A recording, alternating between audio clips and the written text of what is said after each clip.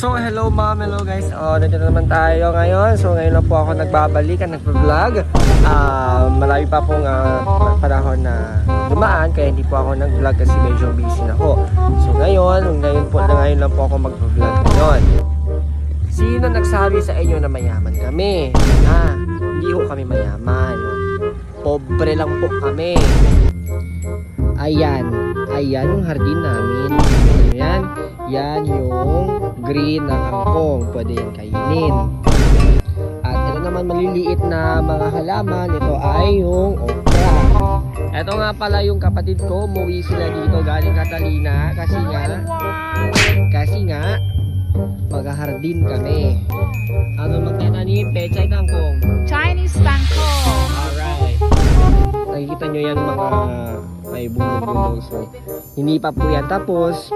Gagawin pa po yan. At ito naman ang anak ni Marimar. Diba? Malaki na siya. So, yung last time nga nakita ninyo yung rice field namin. Diba? Maganda, madaming palay. Ngayon, nagsisimula na naman ulit mag-araro. Ayan. So, nakikita nyo nandun sa dulo. Yan yung tatay ko. Napakamabuting magtrabaho. Ngayon, hindi na sila mag-uutang muli. Bale, ako na ang magsusuporta dito sa rice field namin. Ultimo fertilizer para syempre, yung pera babalik ulit sa akin. Huy! Gago! So, ayun yung tatay ko. Kaway muna, kaway! Yeah ba! Yeah!